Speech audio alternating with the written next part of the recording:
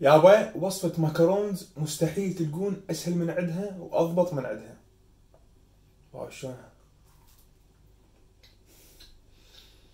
شوفوها. لا الجو مالتنا اليوم رهيب، باع الشمس. يلا يابا يلا خلينا نروح نسوق. طبعا المكرون ما راح نحتاج مكونات هوايه، كم شغله هيك بسيطه شوفوها. اهم مكون هو اللوز المطحون، فناخذ لنا كيس واحد. طبعا ايسنج شوجر مهم، ماكو بس هذا. يلا خلينا ناخذه حتى لو مفتوح. شو نسوي؟ راح نحتاج بياض بيض، فراح ناخذ بيض. شوفه زين ما مكسور. اوكي زين.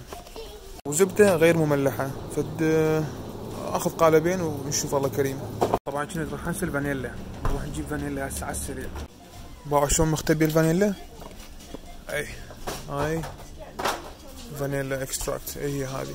كان اكو حجيه قدامي بالسره ما تدفع، فانا ساعدتها خليتها غرضها بالكيس وما ادري شنو، فبقت اي ممنونه وشكرا وخلف الله عليك.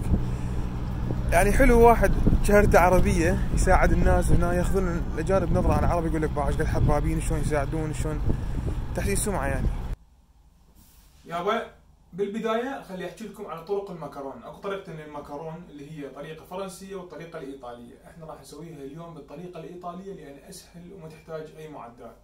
اما الطريقه الايطاليه يراد لها ثرمومتر ويراد لها ستاند ميكسر من هذا الواقف هو يخلط من حاله، ويراد نشفهم قبل ما ندخلهم من دوخه. فراح نسويها بالطريقه الفرنسيه اسهل واسرع. قبل ما نبلش اشغل الفرن مالتي على درجه حراره 160 سيليزي. هسه راح اخلي اللوز المطحون بالخلاط واخلي وياه الايسنج شوجر او الشكر المطحون واسده، وراح اطحنهم اثنيناتهم حتى يصير عندنا قوام ناعم، والمكرونه مالتها القشر يصير كلش ناعم ولماع. ادخلهم من ارتفاع وادخل بيهم كميه كبيره من الهواء. اول خلطه عندنا كملت راح نخليها على سطحها. المكون الثاني هو ميرانج. شنو ميرانج؟ ميرانج عباره عن بياض بيض وشكر. نخفق بياض البيض بالبدايه على البطيء، نبدي بيه فقاعات صغيره حتى يصير بيه يرفع عندنا الستراكشر، القوام مالته يصير شويه قوي ومتماسك. هسه راح ابدي اضيف الشكر بالتدريج واسوي الميرانج. وصلنا هاي المرحله ستيف بيكس. راح اخلي ملون مال الطعام، عندي هنا لون بنفسجي فراح اخلي شويه. اوكي، وهسه راح اخفقه. شلون نعرف الميرانج مالتنا جاهز؟ اسهل طريقه خليه فوق راسنا، اذا ما وقع يعني معناتها ميرانج جاهز. خوش ميرانج. كملنا كل الشغلات مال المكرون. هسه راح نسوي فد شيء اسمه بالفرنسي ماكاروناج. يعني شنو ماكاروناج؟ ببساطه نخلط هذول اثنيناتهم سويه، بس الطريقه احترافيه شويه. شو نسوي؟ نشيل نص الميرانج ونخليه فوق هذه. ابلش بالنص، هذا النص،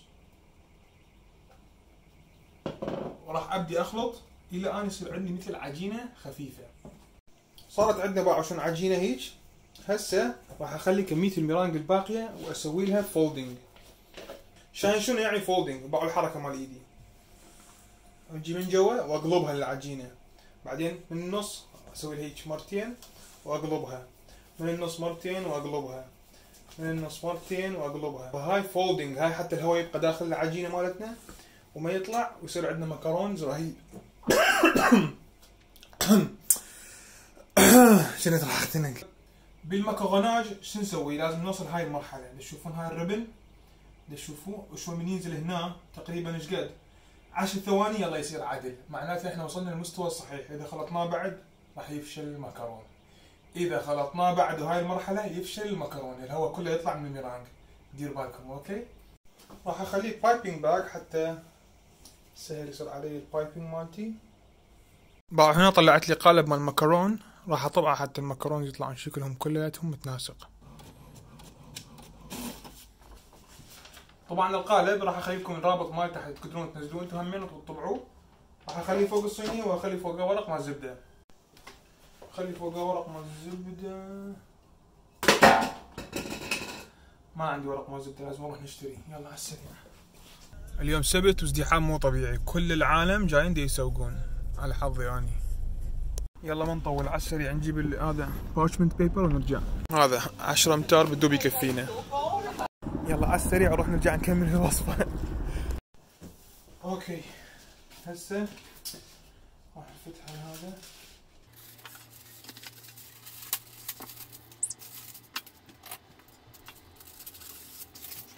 ترى عشان نسوي بايبنج اخليها بوسط الدائره، ادوس ادوس ادوس توصل الدائره صغيره، فره صغيره ونشيل. وسط الدائره ندوس ندوس ندوس، فره صغيره.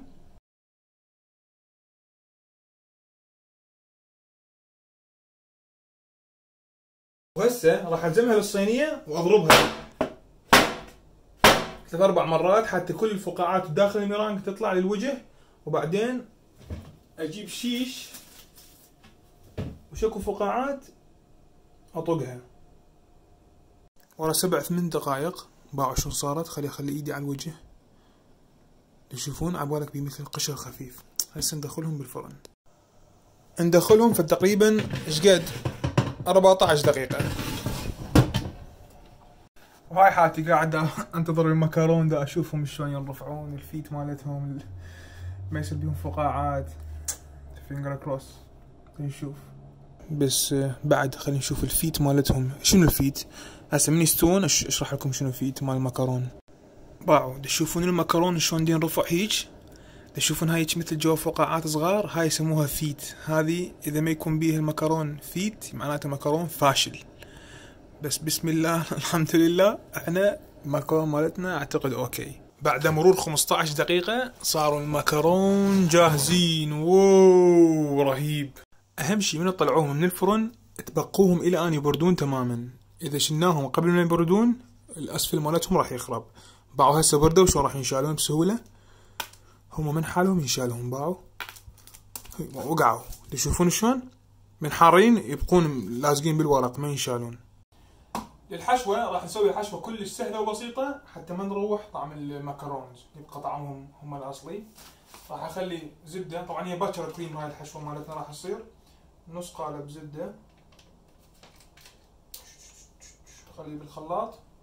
هاي نفس الكريمة اللي يزينون بيها الكيك وما كيك، نفسها بالضبط. نسدها ونخفقها إلى أن يصير لون الزبدة أبيض. تدرون شنو؟ نص قالب ما يكفي، راح اخلي القالب كله. جيد. ونخفق. هسه راح ابدي اخلي الاسينج شوجر اللي هو الشكر الناعم عينك ميزانك، او راح نفوق شويه شويه احنا الى ان نجيب القوام اللي احنا نريده. ونخلط. للنكهه رشه صغيره فانيلا بس.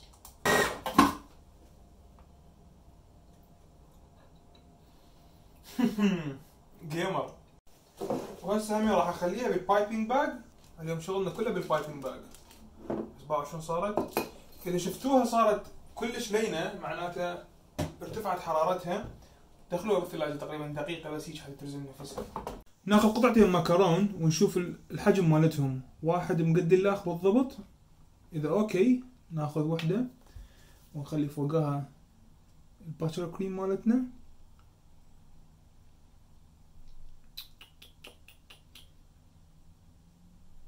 اوكي وهسه نسدها. ترارارا ماكرونز دن. يابا كملنا وصفة الماكرون. مسويت لون الاخ هذا وردي. طبعا حتى هنا هم اكو ماكرون، هنا اكو ماكرون، انترس البيت ماكرون. المهم خلينا نجربها.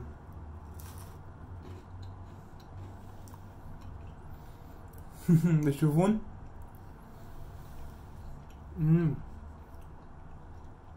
طعم المكرون رهيب نفسه مال السوق.